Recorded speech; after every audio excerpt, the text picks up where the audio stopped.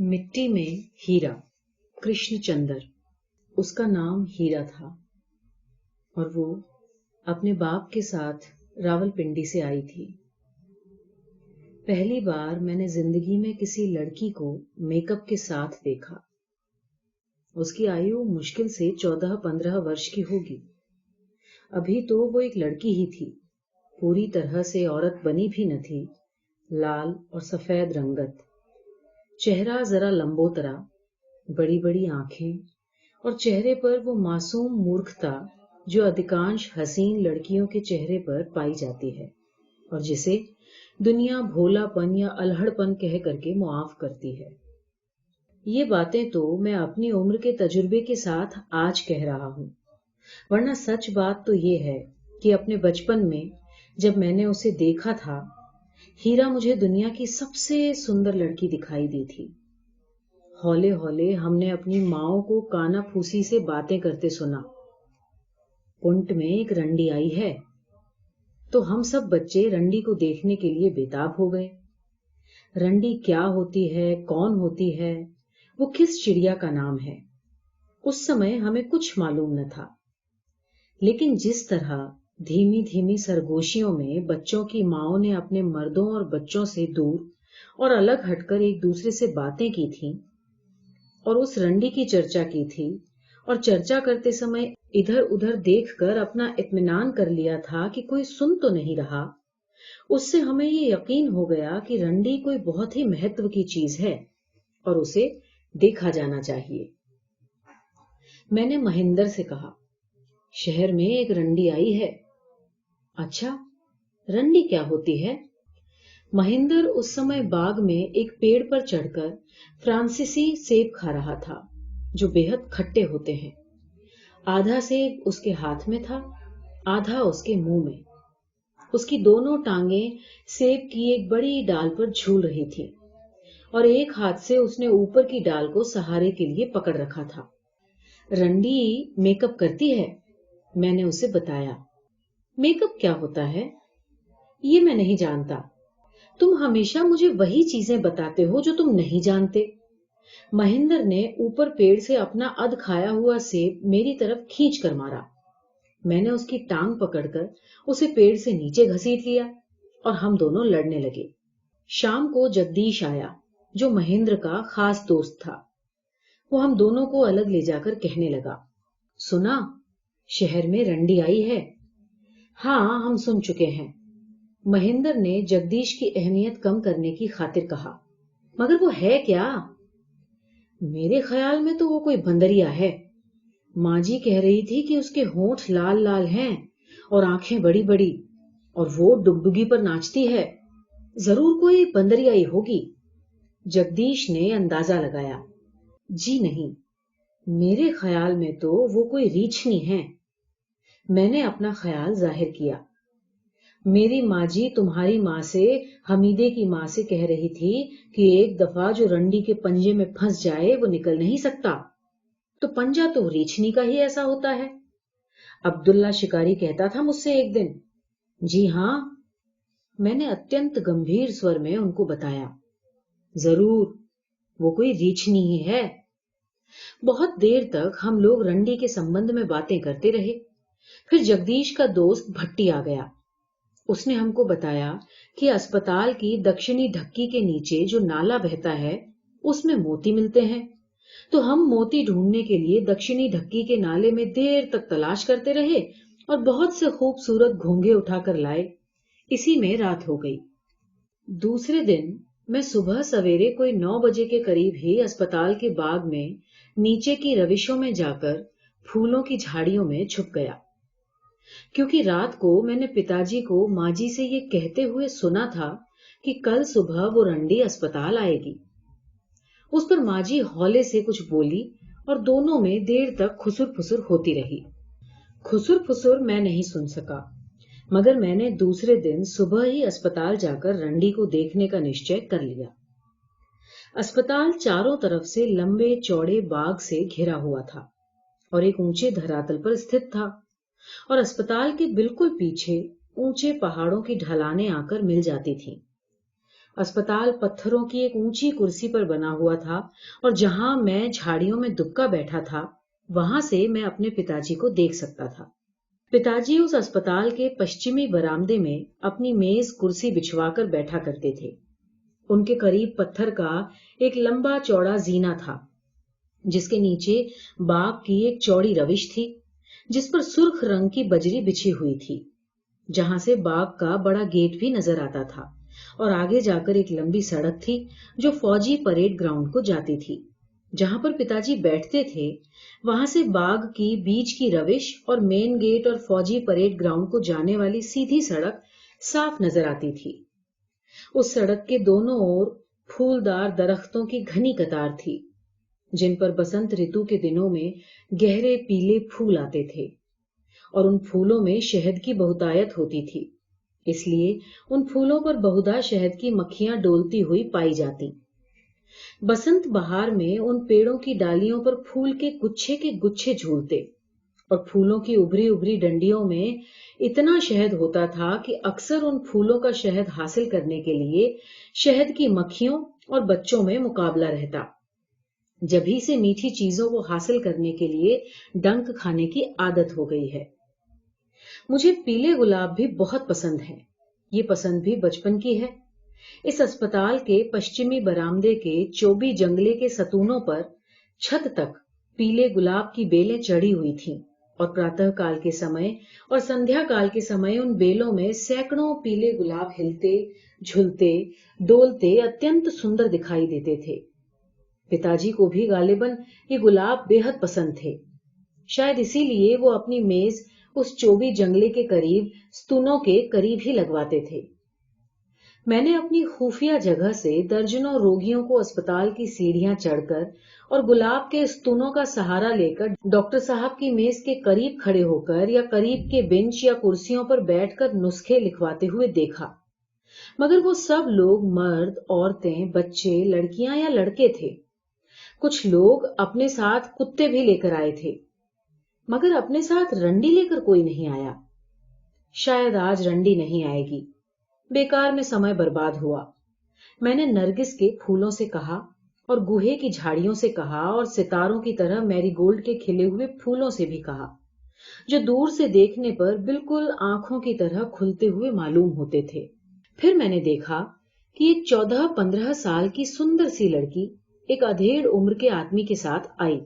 उस लड़की ने सफेद रंग की शलवार पहन रखी थी और ऊंची एड़ी के सैंडल, और वो टप टप करके चलती थी। उसने एक फूलदार कमीज पहन रखी थी, जिस पर सुनहरे रंग के फूल कढ़े हुए थे, और सुनहरे रंग का ही उसका दुपट्टा था, जिसके अंदर से मुझे उसके कानों में हिलते हुए कर्ण फूल साफ दिखाई दे रहे थे। मेरे पिताजी ने उन दोनों को कुर्सी पेश की। फिर मैंने देखा कि डॉक्टर साहब की मेज के गिर्द जमघटा थोड़ा ज्यादा हो गया है। इतने में उस लड़की के साथ आने वाले आदमी ने उस लड़की से जाने क्या कहा कि वो कुछ पलटकर, कुछ हिचकिचाकर नीचे बाग की तरफ देखने लगी जहां मैं छिपा बैठा था, और फिर वो हौले हौले टप टप करती हुई सीढ़ियां नीचे उतर आई और बाग में आकर अकेली टहलने लगी। और मेरे पिताजी ने उस अधेड़ उम्र के आदमी को करीब की एक खाली मेज पर लिटा दिया और स्टेथोस्कोप लगाकर उसे देखने लगे। वो लड़की टहलते टहलते वहां तक पहुंच गई जहां मैं छिपा बैठा था। जब वो एक शाख से मैरीगोल्ड का एक फूल तोड़ने के लिए झुकी तो उसकी नजर मुझ पर पड़ गई। वो बड़ी हैरत के साथ मुझे देखने लगी। यहां क्यों छिपे बैठे हो? चुप रहो। मैंने अपने होठों पर एक उंगली रखकर उससे कहा, कोई यहां आने वाली है। मैं उसे देखने के लिए यहां छिपकर बैठा हूं। तुम भी देखना चाहती हो तो छिपकर बैठ जाओ। उसकी आंखों में दिलचस्पी की चमक पैदा होने लगी। वो भी मेरे करीब फूलों में छिपकर बैठ गई, बल्कि बिल्कुल मुझसे लगकर बैठ गई और बोली, कौन आ रही है? एक रंडी, मैंने उससे कहा। मेरे मुंह से रंडी का शब्द सुनकर वो चौंकी, मुस्कुराई और फिर बोली, तुमने आज तक रंडी नहीं देखी? नहीं, मैंने कहा और उससे पूछा, तुमने देखी है? नहीं, वो सर हिलाकर बड़ी मासूमियत से बोली। तो यहीं बैठो, थोड़ी देर में वो मेरे डैडी के पास आएगी। अच्छा, तुम्हें कैसे मालूम? उसने पूछा। मैंने उसे सारा किस्सा सुना दिया। किस्सा सुनकर वो जोर जोर से हंसने लगी। हंसती क्यों हो? इसलिए कि वो रंडी मैं हूं, जिसे देखने के लिए तुम यहां बैठे हो। तुम रंडी हो? मेरा चेहरा निराशा से उतर गया। मगर तुम तो लड़की हो। हाँ, लड़कियां ही रंडियां होती हैं, उसने बड़ी दिलजोई से जवाब दिया, और वो फिर फूलों की पत्तियां तोड़ तोड़कर मेरे सर पर बिखेरने लगी। वो बहुत खूबसूरत थी और सूरज उसकी आंखों में था। वो ऐसी भोली सी लड़की थी जिसके साथ देर तक बागों में खेला जा सकता था। रंडी का पहला परिचय जो मेरे दिल ने कबूल किया वो ये था कि रंडी किसी खूबसूरत औरत को कहते हैं। अच्छा, तो ये होती है रंडी। तो क्या तुम्हारे शहरों में रंडियां नहीं होती? उसने प्रश्न किया। कौन कहता है कि नहीं होती? मैंने गर्व से सर उठाकर जवाब दिया, क्योंकि मैं तो अब अच्छी तरह समझ चुका था कि रंडी इस तरह की दूसरी खूबसूरत लड़कियों को कहते होंगे। इसलिए मैंने उसे उंगली से गिनाना शुरू किया।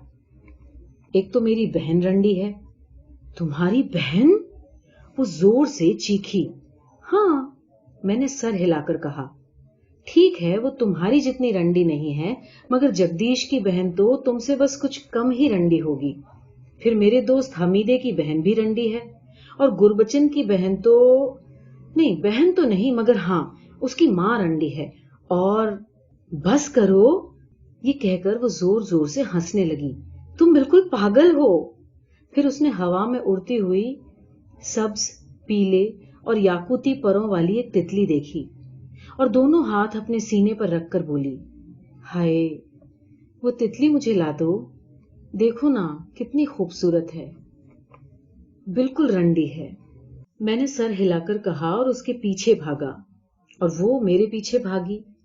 थोड़ी देर में हम दोनों उस तितली के पीछे भाग रहे थे, और वो भी एक बच्ची की तरह मेरे साथ भाग रही थी और बिल्कुल भूल गई कि वो कौन है और यहाँ क्या करने आई थी। हम दोनों हाथ फैलाए हंसी की चीखें मारते हुए तितली के पीछे पीछे दौड़ते हुए अस्पताल की दूसरी तरफ चले गए। बहुत देर के बाद उसके बाप ने और अस्पताल के नौकर चाकरों ने हमें प्लम के एक पेड़ पर चढ़े हुए देख लिया। हम दोनों ने पेड़ पर चढ़कर प्लम खाए थे और आड़ू भी। मैंने उसे कश्मीरी बब्बू गोशे का पेड़ दिखाया, जिस पर इसी साल फल आए थे। बल्कि मैंने उसे तोड़कर 2 बब्बू गोशे दे ही दिए, हालांकि माली ने उस दरख्त का फल तोड़ने से सख्त मना कर रखा था। पेड़ पर चढ़ने से उसकी शलवार का एक पायचा टखने के करीब से फट गया था और उसके होठों का मेकअप बिल्कुल धुल गया था। उसके सर की टेढ़ी मांग भी निकल आई थी, और अब वो उसके बालों वाला सर एक फूले हुए झाड़ की तरह नजर आ रहा था। पर वो बेहद खुश थी। वो मुझे रावलपिंडी की बातें बता रही थी, जहां से वो आई थी और जहां सड़कों पर मोटरें दौड़ती हैं। उसने मुझे रावलपिंडी में अपने घर आने की दावत दी। उसका नाम हीरा था और उसकी मां का नाम मोती। उसकी बहन का नाम नीलम था। उसके खानदान के सब लोगों के नाम कीमती पत्थरों की तरह कीमती थे, हमारे सड़े बुसे नामों की तरह नहीं, जिनका कोई मतलब ही नहीं होता। फिर उसका बाप उसे हमारे प्लम के पेड़ से उतार कर ले गया, और रात को जब माजी को पता चला कि मैं दिन में एक रंडी के साथ खेला था तो उन्होंने मुझे बहुत मारा। उस समय और उसके बाद भी बहुत अरसे तक मुझे ये समझ नहीं आया कि रंडियों के साथ खेलने में बुराई क्या है। इस घटना के कुछ दिन बाद हीरा और उसके बाप को रियासत बदर कर दिया गया। उसका बाप बहुत बेवकूफ आदमी था, जो अपनी बेटी को रंडी बनाकर पुंछ के शहर में ले आया, जहां कोई रंडी ही नहीं रहती थी। वो वास्तव में उसे राजा जी की खिदमत में पेश करने के लिए लाया था, मगर उसने पेश करने के लिए जो तरीका इख्तियार किया वो इस कदर खुला, साफ और बेलाग था कि किसी ने उसकी दावत को कबूल नहीं किया। वरना वो लड़की खूबसूरत थी, बल्कि बेहद खूबसूरत थी, और नौजवान भी, और अभी खासी हद तक मासूम थी। मगर उसके बेचने का जो तरीका उसके बाप ने इख्तियार किया वो इंतहाई ईमानदारी का था। इस कदर ईमानदारी का कि ऐसी ईमानदारी सबकी निगाहों में खल गई। سب سے پہلے تو راجا جی نے اس رنڈی کو قبول کرنے سے انکار کیا، پھر وزیر صاحب نے، پھر محکمہ مال کے گورنر نے، پھر دوسرے بڑے افسروں اور ٹھاکرزادوں نے بھی۔ اوپر سے شرافت اور وزداری کا کچھ ایسا سٹیم رولر چلا کہ ایک کے بعد دوسرا انکار کرتا ہی گیا، اور بیچاری رنڈی کی ایسی بھد اڑی کہ کوئی بات تک کرنے کو روادار نہ ہوا۔ وہ تو اچھا ہوا کہ راجا نے جلدی سے ان باپ بیٹی کو بدچلنی پھیلانے کے جرم میں ریاست بدر کر دیا، ورنہ شاید چند دنوں میں ہی ان دونوں باپ بیٹی کے لیے فاقہ کرنے کی نوبت آ جاتی۔ اور یہ سب کچھ محض اس لیے ہوا کہ ہیرا کا باپ اپنی بیٹی کا سودا اسے صاف اور برملا رنڈی کہہ کر کرنا چاہتا تھا۔ یہی اس کی غلطی تھی جس کا برا پرینام اسے بھگتنا پڑا۔ وہ پرانے زمانے کا آدمی تھا جب رنڈی کو رنڈی کہا جاتا تھا اور شریف عورت کو شریف عورت۔ ہوتا اگر نیا زمانہ تو وہ ہیرا کو کبھی رنڈی کہہ کر نہ پیش کرتا، اسے ودیا کا گہنا پہنا کر سوسائٹی گرل کے طور پر اتنت سبھیہ طریقے سے سوسائٹی میں اس کا پریچے کراتا، یا پھر کسی دل فریب ماڈل گرل کے روپ میں یا ایک سبھیہ انڈیپینڈنٹ عورت کے پاتر میں ہیرا کو لوگوں کی نظروں کے سامنے لایا جاتا۔ اور بہترین طریقہ تو یہ ہوتا کہ ہیرا ایک فلمی اسٹارلٹ کی حیثیت سے پیش کی جاتی اور اس طرح لوگوں سے لاکھوں نچوڑ لیتی۔ مگر ہیرا تو خود ہی بہت بیوقوف لڑکی تھی۔ اس نے اپنے آپ کو وہی ظاہر کیا جو وہ تھی۔ ایسی خوفناک سچائی بھلا کون برداشت کر سکتا ہے؟ اتنی سچائی تو آج تک کسی یگ نے معاف نہیں کی۔ سمبھو ہے آگے چل کر ریاست بدر ہونے کے بعد، ٹھوکریں کھانے کے بعد، ہیرا اور اس کے باپ کو عقل آ گئی ہو اور وہ زندگی کا ک کھ گ سیکھ گئے ہوں، یعنی جھوٹ کو سچ کر کے بولو۔ مگر وشواس نہیں آتا، دل میں ہیرا رنڈی کی ایک ہی تصویر ہے، یعنی ایک بیوقوف الہڑ لڑکی جو زمین پر نگاہ جمائے بغیر اوپر تکتی ہوئی ایک رنگین تتلی کے پیچھے بھاگ رہی ہے۔